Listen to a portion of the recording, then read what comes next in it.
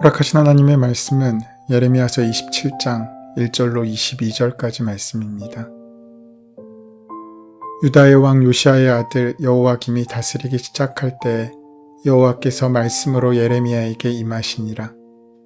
여호와께서 이와 같이 내게 말씀하시되 너는 줄과 멍에를 만들어 내 목에 걸고 유다의 왕 시드기야를 보러 예루살렘에 온 사신의 손에도 그것을 주어 에돔의 왕과 모압의 왕과 암몬 자손의 왕과 두로의 왕과 시돈의 왕에게 보내며 그들에게 명령하여 그들의 주에게 말하게 하기를 만군의 여호와 이스라엘의 하나님께서 이와 같이 말씀하시되 너희는 너희 주에게 이같이 전하라. 너는 내 큰 능력과 나의 쳐든 팔로 땅과 지상에 있는 사람과 짐승들을 만들고 내가 보기에 옳은 사람에게 그것을 주었노라. 이제 내가 이 모든 땅을 내 종 바벨론의 왕 느부갓네살의 손에 주고 또 들 짐승들을 그에게 주어서 섬기게 하였나니 모든 나라가 그와 그의 아들과 손자를 그 땅에 기한이 이르기까지 섬기리라. 또한 많은 나라들과 큰 왕들이 그 자신을 섬기리라. 여호와의 말씀이니라. 바벨론의 왕 느부갓네살을 섬기지 아니하며 그 목으로 바벨론의 왕의 멍에를 매지 아니하는 백성과 나라는 내가 그들을 멸망하기까지 칼과 기근과 전염병으로 그 민족을 벌하리라. 너희는 너희 선지자나 복술가나 꿈꾸는 자나 술사나 요술자가 이르기를 너희가 바벨론의 왕을 섬기게 되지 아니하리라 하여도 너희는 듣지 말라. 그들은 너희에게 거짓을 예언하여 너희가 너희 땅에서 멀리 떠나게 하며 또 내가 너희를 몰아내게 하며 너희를 멸망하게 하느니라. 그러나 그 목으로 바벨론의 왕의 멍에를 메고 그를 섬기는 나라는 내가 그들을 그 땅에 머물러 밭을 갈며 거기서 살게 하리라 하셨다 하라. 여호와의 말씀이니라 하시니라. 내가 이 모든 말씀대로 유다의 왕 시드기야에게 전하여 이르되 왕과 백성은 바벨론 왕의 멍에를 목에 메고 그와 그의 백성을 섬기소서. 그리하면 사실이라. 어찌하여 당신과 당신의 백성이 여호와께서 바벨론의 왕을 섬기지 아니하는 나라에 대하여 하신 말씀과 같이 칼과 기근과 전염병에 죽으려 하나이까. 그러므로 당신들은 바벨론의 왕을 섬기게 되지 아니하리라 하는 선지자의 말을 듣지 마소서. 그들은 거짓을 예언함이니이다. 이는 여호와의 말씀이니라. 내가 그들을 보내지 아니하였거늘 그들이 내 이름으로 거짓을 예언하니 내가 너희를 몰아내리니 너희와 너희에게 예언하는 선지자들이 멸망하리라.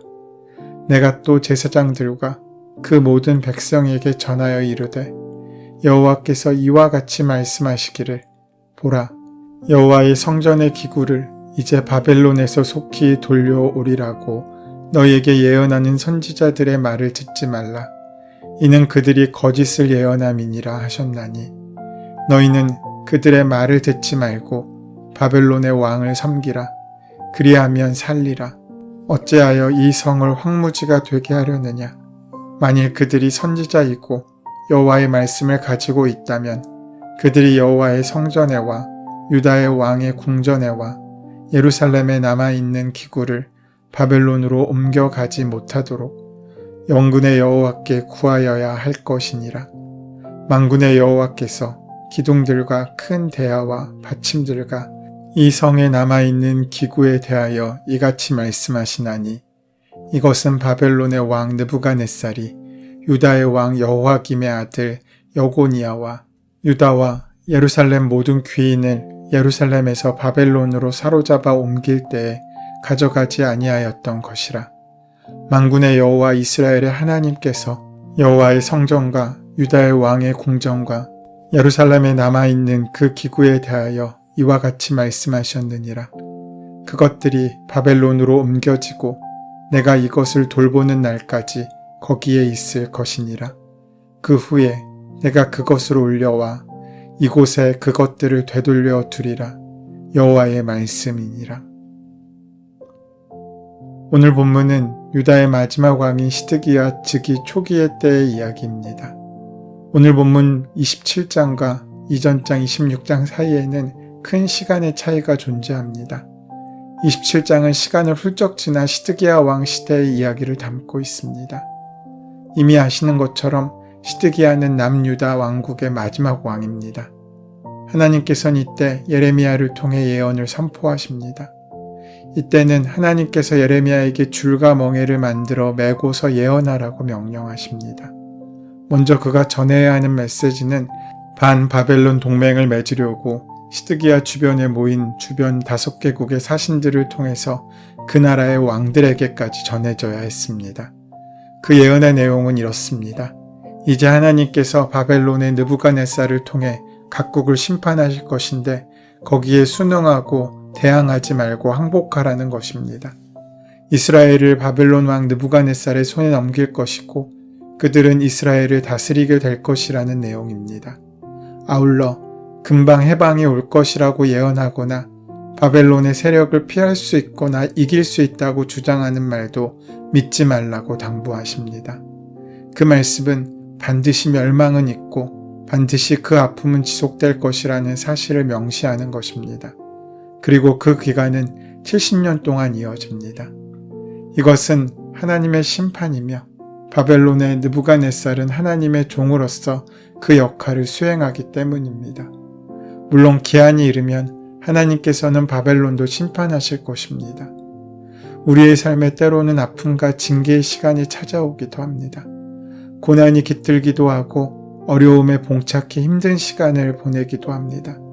그럴 때마다 우리는 이 어려움을 피할 수 있게 해달라고 기도하지만 어떤 어려움들은 피할 수 없어 정면 돌파해야 되는 문제들도 있습니다. 그럴 때 때로 모든 것을 잃고 절망의 그늘에 던져지기도 하는 경험을 합니다. 그래서 주님 앞에 눈물로 호소하며 가슴을 치던 때도 있습니다. 왜 아픔을 주시는지, 왜 절망의 나날을 보내야 하는지 하나님을 원망하게 되는 때도 있습니다. 바벨론의 노예로 끌려가듯 삶의 노예가 되어 끌려가는 우리의 모습이 처량해 보일 때도 있습니다. 그러나 그 절망의 자리에서 우리가 꼭 기억해야 할 것이 있습니다. 그것은 하나님의 계획은 결코 새드 엔딩이 아니라 해피 엔딩이라는 사실입니다. 하나님의 계획은 아픔이 끝이 아니라 소망으로 이어지게 된다는 것입니다. 비록 우리에게 주어지는 아픔이 실제하는 것은 사실이지만 그 아픔은 결코 영원하지 않습니다.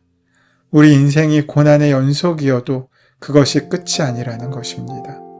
70년이라는 시간은 물론 긴 시간입니다. 하지만 그 시간의 끝이 있듯이 우리의 아픔 또한 괴롭고 힘든 긴 시간일지라도 반드시 마지막이 있습니다. 반드시 돌아올 그날이 있고 반드시 이루실 계획이 있습니다. 믿음은 그날을 기대하며 기다리는 것입니다.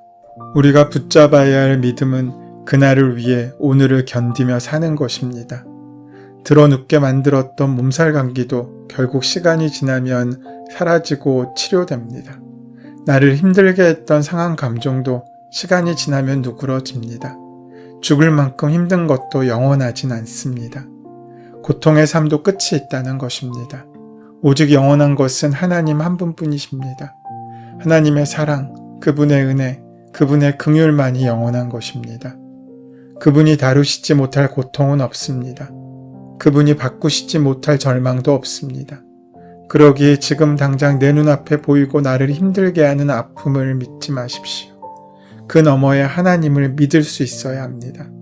우리가 무엇을 믿고 무엇을 바라보는지에 따라서 나의 아픔도 고통도 그 의미가 달라집니다. 내가 무엇을 바라보느냐에 따라서 나의 생각도 절망도 달라집니다. 사랑하는 여러분, 오늘은 결코 영원하지 않습니다. 오늘 만나는 아픔도 힘듦도 어려움도 영원할 수 없습니다. 그렇게 나를 괴롭히던 시간도 결코 영원하지 않습니다. 오직 영원한 것은 하나님의 시간입니다. 그러기에 그 하나님의 역사 안에 들어가야 합니다. 하나님의 계획 안에서 움직이는 우리가 되어야 한다는 것입니다. 하지만 이런 예레미야의 선포와는 달리 거짓 선지자들은 유다가 바벨론의 왕을 섬기게 되지 않을 것이라는 듣기 좋은 말을 하면서 시드기야와 백성들의 마음을 미혹시킵니다. 거짓 선지자들은 하나님께 간구하지도 않고 자신들의 생각이나 혹은 사람들이 듣고 싶어하는 좋은 말을 하면서 많은 백성들을 미혹하게 만드는 사람들입니다. 그러나 유다는 지금 귀 기울여야 하는 것은 거짓 선지자들의 듣기 좋은 말이 아니라 예레미야를 통해 전해진 하나님의 말씀입니다. 우리의 삶 속에도 하나님의 말씀과 거짓 선지자들의 유혹이 동시에 들려올 때가 분명히 있을 것입니다. 이때 이 둘 사이에서 하나님의 음성을 분별해낼 수 있는 영적인 역량을 길러야 합니다. 바벨론의 멍에를 매야 한다는 하나님의 말씀은 유다 백성들이 결코 듣고 싶지 않던 소식이며 하나님이 아닌 바벨론을 섬기라고 하는 것은 역설적으로 들릴 수도 있습니다. 그러나 이 말씀은 상식적으로 이해가 되지 않을지라도 그 말씀을 하신 분이 하나님이심을 기억해야 합니다. 유다 백성들이 듣고 순종해야 하는 말씀은 바벨론의 멍에를 메고 포로의 삶을 살면서 그들을 섬기는 것이며 그들이 살 수 있는 방법은 멍에를 매는 방법 외에는 없습니다. 시드기야는 희망적이고 상황이 나아질 것을 바라면서 바벨론에 대항하고 다른 나라와 연합하려고까지 했지만 그 모든 행동은 하나님의 뜻이 아닌 자신의 생각과 거짓 선지자들의 말을 따른 결과입니다. 우리의 삶에서도 간혹 우리의 생각이나 다른 사람의 조언으로 어떤 일을 진행할 때가 있습니다. 그러나 신앙에는 다른 방법이나 요행은 없습니다. 신앙은 결코 지름길이 있을 수 없습니다.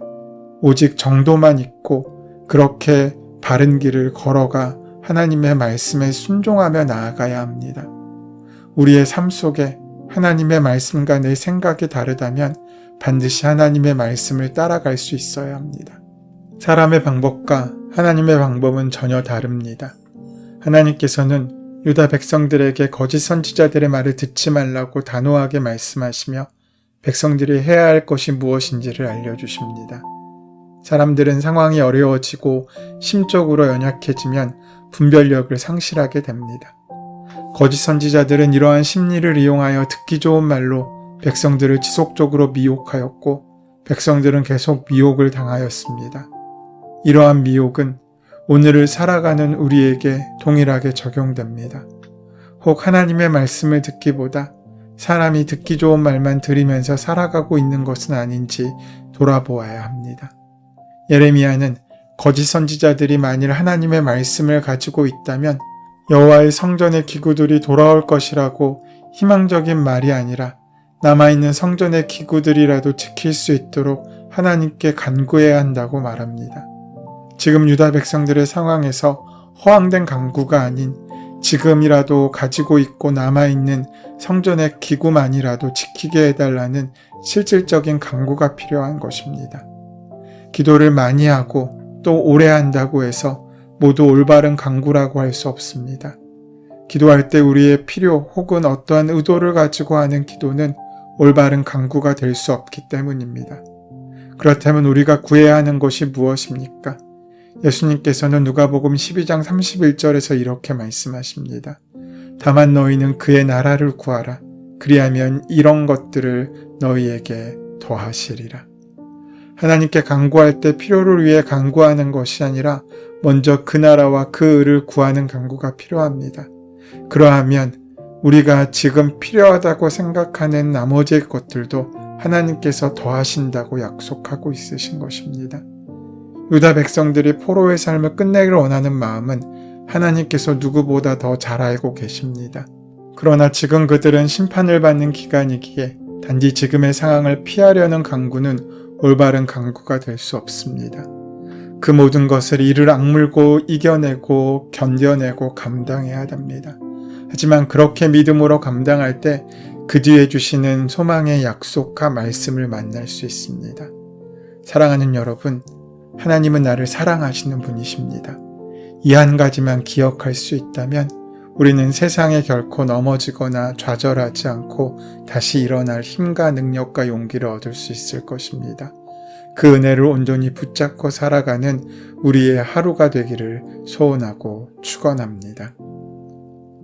은혜의 주님, 참된 말씀을 분별할 수 있는 지혜와 순종할 수 있는 믿음, 그리고 경계할 수 있는 지각을 허락하여 주셔서 하나님의 말씀에 합당한 삶을 살 수 있도록 동행하시고 함께하여 주시옵소서. 예수님의 이름으로 기도드립니다. 아멘. 이제 오늘 이 아침 우리에게 허락하신 오늘 본문의 말씀이 지금 나에게 말씀하시는 하나님의 음성으로 만나지기 위하여 본문의 말씀을 깊이 묵상하시고 함께 기도하는 시간 가지도록 하겠습니다. 함께 기도합니다.